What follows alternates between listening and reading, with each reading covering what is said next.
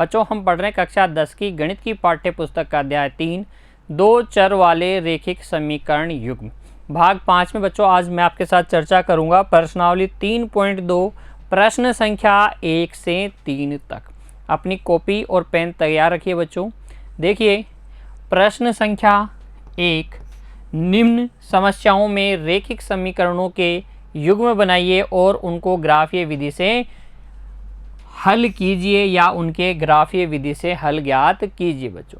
तो कुछ समस्याएं दी गई हैं, हमें उनको पढ़ना है ध्यान से। उसमें अज्ञात राशियां ढूंढनी हैं, प्रतिबंध ढूंढने हैं, समीकरण युग्म बनाने हैं और फिर ग्राफीय विधि से हल करना है। देखिए बच्चों, पहला प्रश्न का पहला भाग, कक्षा 10 के 10 विद्यार्थियों ने एक गणित की पहेलियों की प्रतियोगिता है में भाग लिया। यदि लड़कियों की संख्या, ध्यान से पढ़िएगा बच्चों, लड़कियों की संख्या लड़कों की संख्या से 4 अधिक हो तो प्रतियोगिता में भाग लिए लड़कों और लड़कियों की संख्या ज्ञात कीजिए। किस प्रकार से करेंगे? देखिए बच्चों, हल में हम सर्वप्रथम समीकरण युग्म बनाएंगे और उसके लिए हम चर राशियां मानेंगे। चर राशियां किनको मानते हैं? जो हमें पता नहीं होता। यहाँ हमें पता क्या नहीं है? लड़के और लड़कियों की संख्या। तो माना कि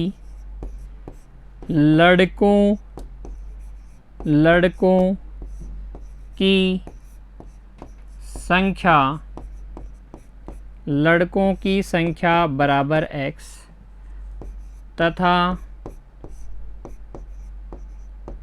लड़कियों की संख्या बराबर y।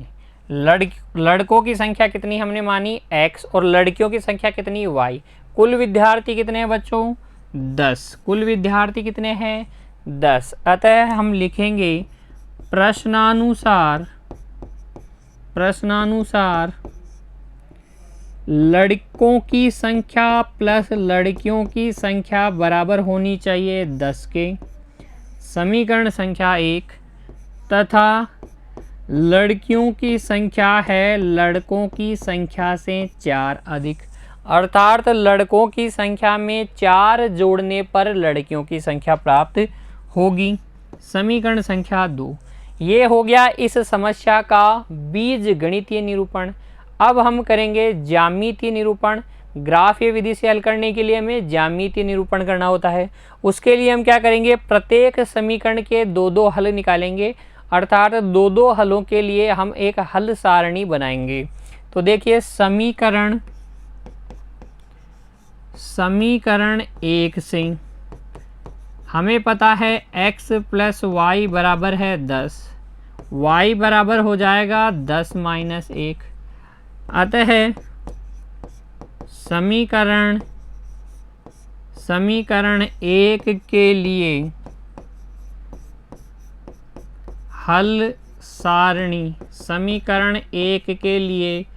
हल सारणी क्या हो जाएगी?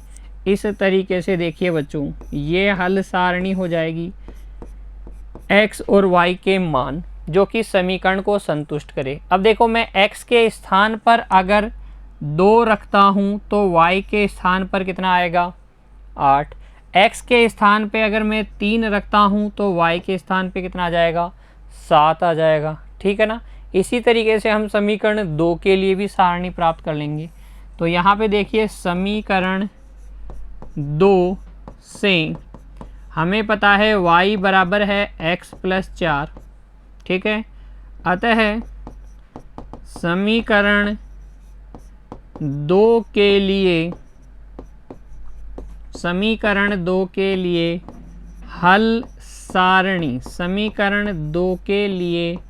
हल सारणी किस प्रकार की होगी? इस प्रकार की, x के मान रखते जाइए, y के प्राप्त करते जाइए। x बराबर 1 रखेंगे तो y बराबर आ जाएगा 5, x बराबर 2 रखेंगे तो y बराबर आ जाएगा 6। ठीक है। x बराबर 2 रखोगे तो y बराबर आ जाएगा 6। दोनों समीकरणों के लिए हल सारणी प्राप्त करने के पश्चात हम क्या कर सकते हैं? ग्राफ ये निरूपण करते हैं। उसके लिए देखिए बच्चों, ले लीजिए ग्राफ पेपर और इस पर बना लीजिए एक्स अक्ष और वाई अक्ष। एक्स अक्ष बना लीजिए और वाई अक्ष बना लीजिए। ये बना लिया आपने एक्स अक्ष, क्या नाम है इसका, एक्स एक्स डैश। ये बना लिया है वाई अक्ष और इसका नाम क्या है, वाई वाई डैश। जहाँ दोनों अक्ष आपस में प्रतिच्छेद करते हैं वह बिंदु क्या होता है बच्चों, मूल बिंदु होता है। वह बिंदु होता है मूल बिंदु। ग्राफ बनाने के लिए हम लिख लेंगे पैमाना, अर्थात हम एक डिब्बे को, एक बड़े खाने को कितनी इकाई के बराबर मान रहे हैं वो यहाँ पर लिखा जाएगा। तो एक बड़ा डिब्बा या 1 सेंटीमीटर हम ले रहे हैं 1 इकाई के बराबर, 1 इकाई के बराबर। अब हम क्या करेंगे, प्रत्येक समीकरण के हलों से हल बिंदुओं को दिखाएंगे। उन बिंदुओं को मिलाकर हम अभिष्ट सरल रेखा प्राप्त कर लेंगे जो कि दिए गए समीकरण द्वारा निरूपित होती है बच्चों। तो देखो, पहले समीकरण द्वारा निरूपित रेखा प्राप्त करने के लिए हमें मिलाना होगा बिंदु 2,8 और 3,7। तो 2,8 देखिए, x पे 2 ये रहा, y पे 8, 1 2 3 4 5 6 7 8। तो ये बिंदु आ गया आपके पास 2,8, ठीक है। अगला बिंदु कौन सा है, 3,7, x पे 3 y पे 7। ये बिंदु आ जाएगा 3,7, ठीक है, 3,7। दोनों बिंदुओं को मिला लीजिए और स्केल की सहायता से एक सरल रेखा खींच दीजिए, सरल रेखा खींच दीजिए।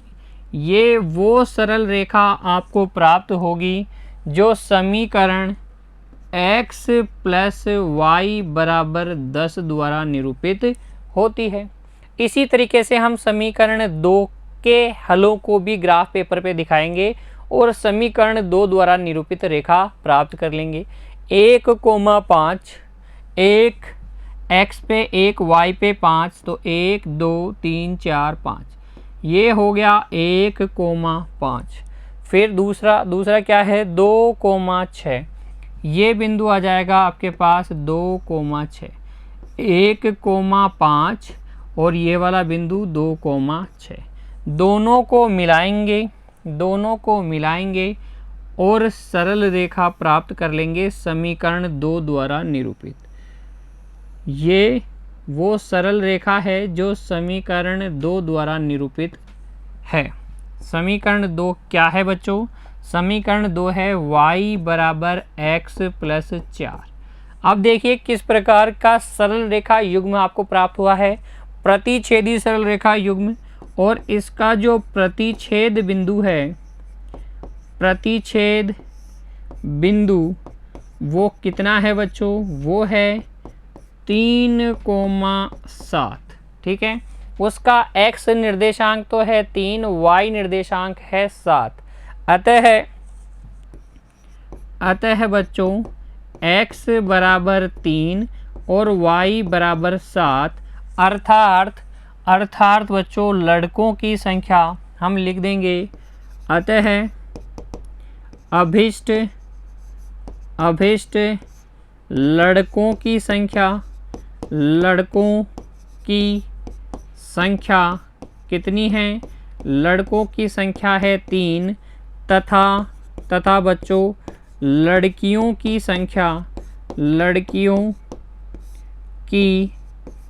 संख्या वो कितनी हो जाएगी, वो हो जाएगी 7। यही हमसे पूछा था, लड़कियों की संख्या और लड़कों की संख्या। लड़कों की संख्या आ जाएगी 3, लड़कों की संख्या आ जाएगी 7। आप सत्यापन भी कर सकते हैं। देखिए कुल कितने हैं, 10 विद्यार्थी। जो लड़कियों की संख्या है वो लड़कों की संख्या से 4 अधिक है। जो अतः ये क्या कर रहा है, प्रश्न में दी गई शर्तों को क्या कर रहा है, संतुष्ट कर रहा है। समीकरण में भी ये मान रख के देख लीजिए, 3,7 तो इसको संतुष्ट करेगा ही, उसको भी संतुष्ट करने वाला है। तो तो ये हो जाएगा आपका अभीष्ट हल। समझ में आ गया आपको। चलिए बढ़ते हैं अगले प्रश्न की ओर। देखिए प्रश्न संख्या 1 का भाग 2, 5 पेंसिल तथा 7 कलमों का कुल मूल्य ₹50 रुपये है, जबकि 7 पेंसिल और 5 कलमों का कुल मूल्य है 46 रुपये। अब ध्यान दीजिएगा बच्चों, ध्यान दीजिएगा, यहाँ पर दो वस्तुएं हैं पेंसिल और कलम, और उनके मूल्य की बात हो रही है। तो मैंने कहा था मूल्य वाले प्रश्न में आप सदैव क्या करेंगे, एक एक वस्तु की कीमत या एक एक वस्तु का मूल्य मानेंगे। तो यहाँ पर देखिए आपसे पूछा गया है एक पेंसिल का मूल्य तथा एक कलम का मूल्य ज्ञात कीजिए। तो वह हमें क्या करना पड़ेगा, मानना पड़ेगा। तो हम हल में सर्वप्रथम लिखेंगे माना कि एक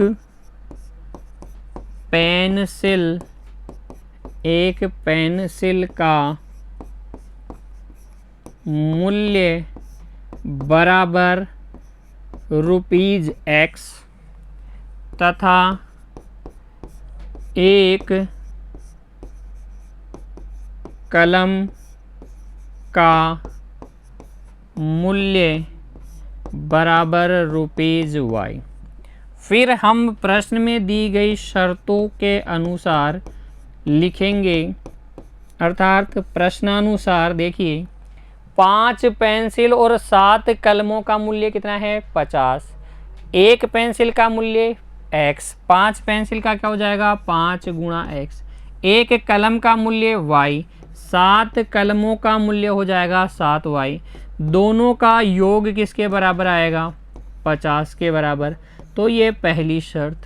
तथा देखिए बच्चों दूसरी शर्त क्या है, 7 पेंसिल 7X और 5 कलम 5Y का कुल मूल्य कितना है ₹46 रुपये है।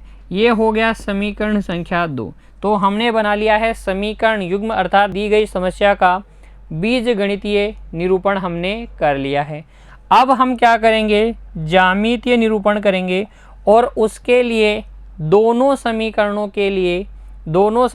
के लिए हम हल सारणी बनाएंगे। तो देखिए समीकरण संख्या 1 से हम लिखेंगे, समीकरण 1 क्या है, समीकरण 1 है 5x + 7y, 5x + 7y बराबर 50 से 5x बराबर 50 - 7y हो जाएगा, और x बराबर आ जाएगा 50 - 7y बटे 5, 50 - 7y बटे 5। y के मान रखते जाएंगे, x के मान आते जाएंगे। y बराबर देखिए बच्चों 5 रखने पर, अगर आप y के स्थान पर 5 रखेंगे तो x बराबर आ जाएगा 50 - 7 गुणा 5 बटे 5। तो 50 - 35 कितना हो गया 15, 15 में 5 का भाग लगाएंगे कितना आ जाएगा 3। y बराबर 0 रखने पर देखिए बच्चों x बराबर आ जाएगा 50 - 7 गुणा 0 बटे 5, 50 में 5 का भाग लगाएंगे कितना आ जाएगा 10। अतः हल सारणी, समीकरण 1 के लिए जो हल सारणी होगी वो क्या होगी, इस प्रकार की होगी।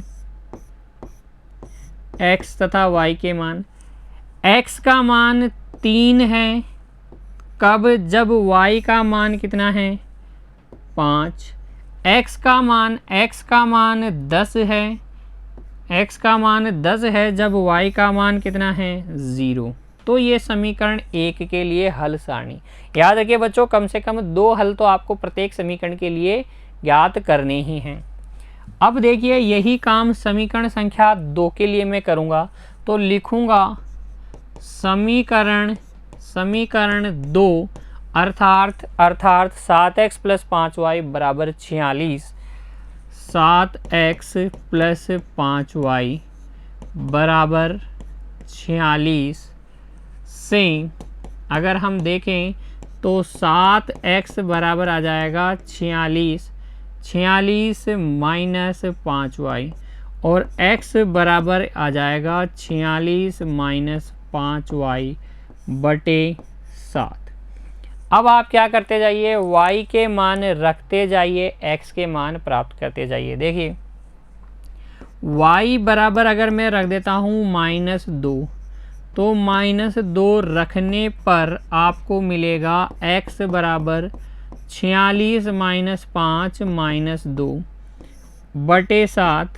x बराबर मिल जाएगा 46 प्लस 10 56, 56 बटे 7 कितना होता है 8, 56 बटे 7 कितना होता है 8। देखो 7 का पार्ट 8 बार बोलोगे 56 आएगा। अब आप रख दीजिए y बराबर 5 रखने पर, y के स्थान पर प्लस का 5 रखने पर देखिए बच्चों x बराबर आ जाएगा 46 माइनस 5 गुणा 5 बटे 7। 46 में से 25 जब आप घटाएंगे तो ये आ जाएगा 21 बटे 7, अर्थात x का मान आ जाएगा 3। x का मान कितना आ जाएगा 3। अतः बच्चों हल सारणी समीकरण 2 के लिए हल सारणी क्या आ जाएगी इस तरीके से x और y। जब y बराबर -2 है, y बराबर -2 है तो x बराबर कितना है 8, तो x बराबर है 8।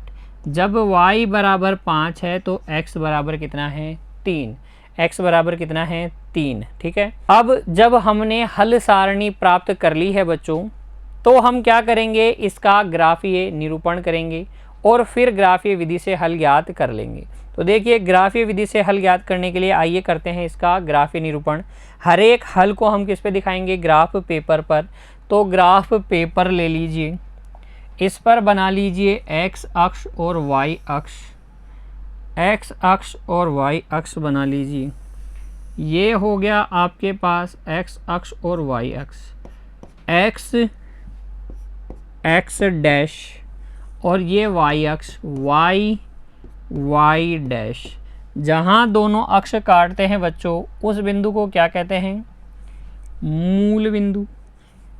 दिखाने के लिए, हल बिंदु दिखाने के लिए हम क्या लिखेंगे यहाँ पर, पैमाना, अर्थात एक बड़ा खाना या 1 सेंटीमीटर हम मान लेंगे 1 इकाई। 1 सेंटीमीटर को हम 1 इकाई मान लेते हैं और फिर दिखाएंगे प्रत्येक हल को। तो 3,5, 3,5, x पे 3, y पे 5, 1 2 3 4 5, ये बिंदु आ गया 3,5। ठीक है, फिर दूसरा हल क्या है, दूसरा हल है 10,0, x पे 10, y पे 0, तो 3 4 5 6 7 8 9 10, ये बिंदु आ गया 10,0। दोनों को मिला लीजिए, दोनों को मिला लीजिए और समीकरण 1 द्वारा निरूपित अभिष्ट सरल रेखा प्राप्त कर लीजिए। ये अभिष्ट सरल रेखा हमने प्राप्त कर ली समीकरण 1 द्वारा निरूपित। क्या है समीकरण 1, 5x प्लस 7y बराबर 50, 5x प्लस 7y बराबर 50, ये समीकरण 1 द्वारा निरूपित क्या आ गई, सरल रेखा आ गई। फिर समीकरण 2 द्वारा निरूपित सरल रेखा प्राप्त करेंगे तो 8, -2 दिखाइए, 8, -2, ये रहा 8, -2। फिर दूसरा हल क्या है, 3,5, x पे 3, y पे 5, x पे 3, y पे 5, 1 2 3 4 5, ये बिंदु है 3,5। ये कौन से वाला था, 10,0। तो 3,5 और 8, -2 को मिला लीजिए और सरल रेखा खींच दीजिए। ये समीकरण 2 द्वारा निरूपित सरल रेखा आ गई और इस प्रकार से हमें प्राप्त हो गया अभिष्ट सरल रेखा युग्म। समीकरण 2 क्या है? 7x + 5y प्रतिच्छेद बिंदु उसके लिए x बराबर है 3 और y बराबर है 5। अतः हम लिखेंगे अभिष्ट पेंसिलों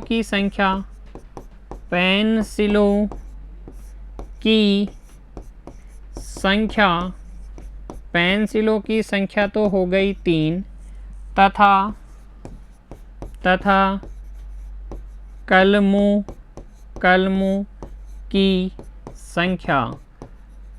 की संख्या हो गई 5। देखिए ये वो मान है जो दोनों समीकरणों को संतुष्ट करते हैं। 3, 5 x के स्थान पे 3, y के स्थान पर 5 या 15 और 5 से 35, 15 और 35 50 होते हैं। देखिए 7 या 21 और 55 25, 21 और 25 कितने होते हैं? 46। तो 3, 5 दोनों समीकरणों को संतुष्ट कर रहा है, अर्थात दी गई दोनों शर्तों को पूरा कर रहा है। इसीलिए ये हमारा अभिष्ट हल हो जाएगा। पेंसिलों की संख्या 3 और कलमों की संख्या 5। ठीक है, ग्राफीय विधि से हमने हल किया है। देखिए अगला प्रश्न संख्या 2। इस प्रकार का प्रश्न भी हमने भाग 4 में किया था। देखिए अनुपातों A1/A2, B1/B2 और C1/C2 की तुलना कर ज्ञात कीजिए कि निम्न समीकरण युग्म द्वारा निरूपित रेखाएं एक बिंदु पर प्रतिच्छेद करती है, समांतर है अथवा समपाती है। तो याद कीजिए बच्चों, 3 स्थितियां मैंने आपको बताई थी। A1/A2 हो सकता है कि B1/B2 के बराबर नहीं हो। दूसरी स्थिति क्या थी? A1/A2 बराबर हो B1/B2 के, लेकिन बराबर नहीं हो C1/C2 के। और तीसरी स्थिति ये मैंने बताई थी कि A1/A2 equal B1/B2 equal C1/C2 हो। इस स्थिति में हम क्या कहते हैं? प्रतिच्छेदी रेखाएं समीकरण युग्म संगत अद्वितीय हल। इस स्थिति में हम क्या कहते हैं? समांतर रेखाएं समीकरण जो युग्म है वो असंगत और कोई हल विद्यमान नहीं। इस स्थिति में क्या कहते हैं बच्चों? जब तीनों बराबर होते हैं तो समपाती रेखाएं समीकरण संगत और अनंत हल। तो याद रखिएगा ये तीनों कंडीशन। इसके अंदर प्रतिच्छेदी, इसके अंदर इस कंडीशन के अंदर हम बोलेंगे समांतर और इस कंडीशन में हम बोलेंगे समपाती। अगर हम ग्राफ में सरल रेखा युग्म के प्रकार की बात करें तो अगर ये अनुपात बराबर नहीं है तो प्रतिच्छेदी रेखाएं प्राप्त होंगी। ये अनुपात बराबर है, तीसरे के बराबर नहीं है तो समांतर रेखा युग्म प्राप्त होगा, अन्यथा कैसा होगा? समपाती सरल रेखा युग्म आपको प्राप्त होता है। आइए इस प्रश्न के भाग संख्या 1 को अब हम हल करते हैं। देखिए यहाँ पर आपको समीकरण दे रखा है 5x - 4y + 8 बराबर 0, 7x + 6y - 9 बराबर 0। तो क्या ये ऑलरेडी इस रूप में है? A1x + B1y + C1 बराबर 0, A2x + B2y + C2 बराबर 0 ऑलरेडी इस रूप में है।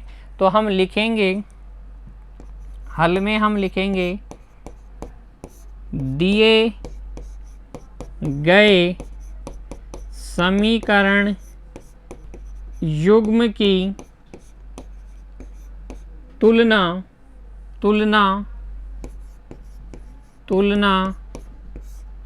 इससे करने पर, जब आप इससे तुलना कर देंगे तब देखिए आपको मिल जाएगा A1 बराबर 5, B1 बराबर -4, C1 बराबर 8।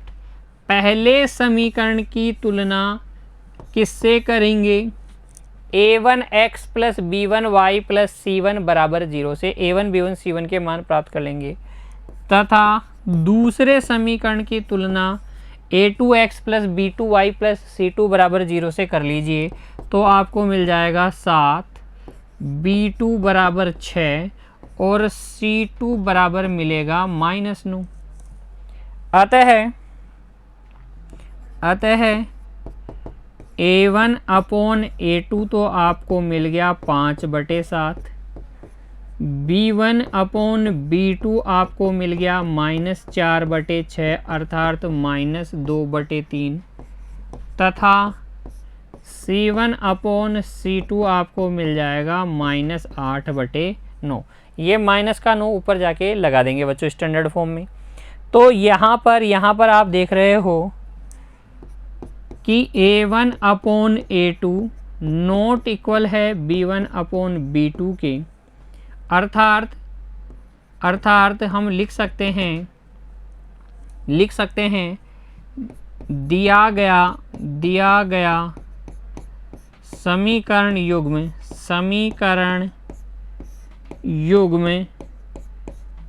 प्रतिच्छेदी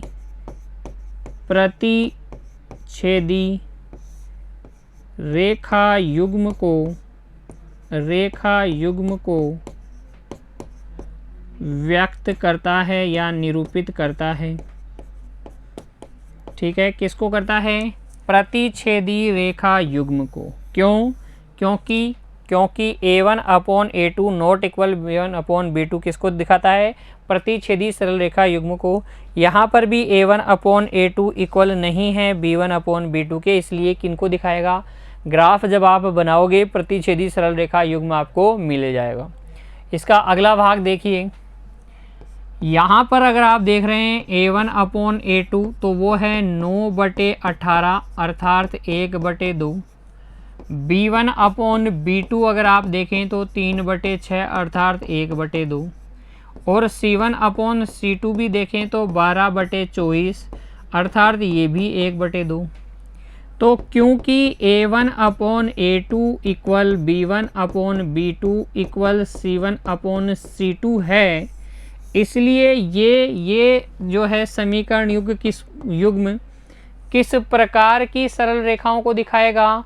देखिए ये दिखाएगा समपाती सरल रेखा युग्म को। किसको?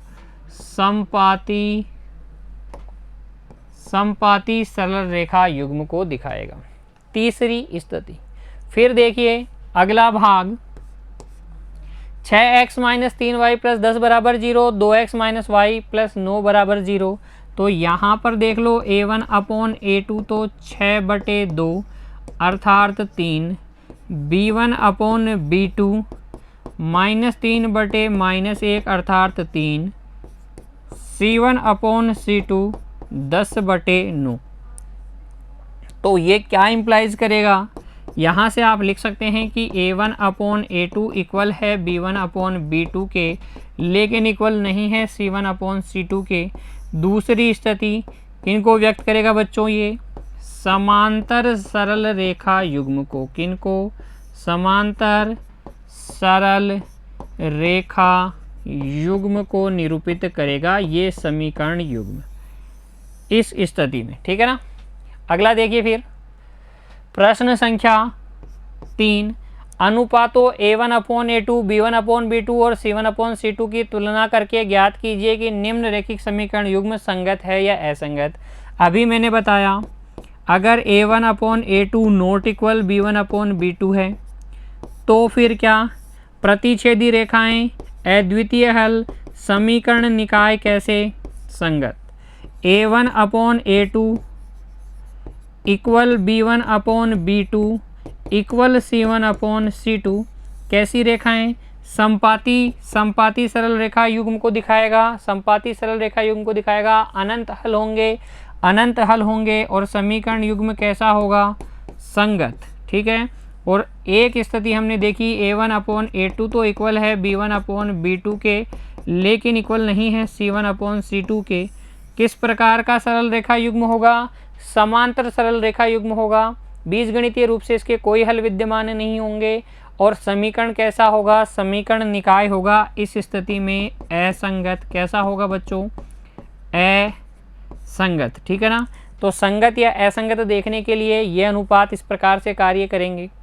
यहाँ पर देख लो, पहले तो देखो इस समीकरणों को ध्यान से देखो, बराबर में 0 नहीं है तो इसको लिखना 3x + 2y - 5 = 0। उसको हम लिखेंगे 2x - 3y - 7 = 0। a1 b1 c1 और a2 b2 c2 के मान निकाल लेंगे। a2 b2 c2 के मान निकालेंगे, फिर अनुपात निकालेंगे तो ये 3/2 आएगा। ये आपके पास आ जाएगा 2/-3 और ये आपके पास आ जाएगा 5/7। दोनों के माइनस कैंसिल हो जाएंगे, -5/-7। ठीक है, तो क्योंकि यहाँ पर देख रहे हो ये 3/2 है और वो माइनस का 2/3 है, तो a1/a2 नॉट इक्वल है b1/b2 के। बताओ समीकरण निकाय संगत है या असंगत? क्या बोलेंगे? समीकरण निकाय है संगत, क्योंकि प्रतिच्छेदी रेखाओं को निरूपित कर रहा है, अद्वितीय हल है। ऐसा समीकरण जिसका कम से कम एक हल विद्यमान हो क्या कहलाता है? संगत कहलाता है। ठीक है, तो ये संगत हो जाएगा।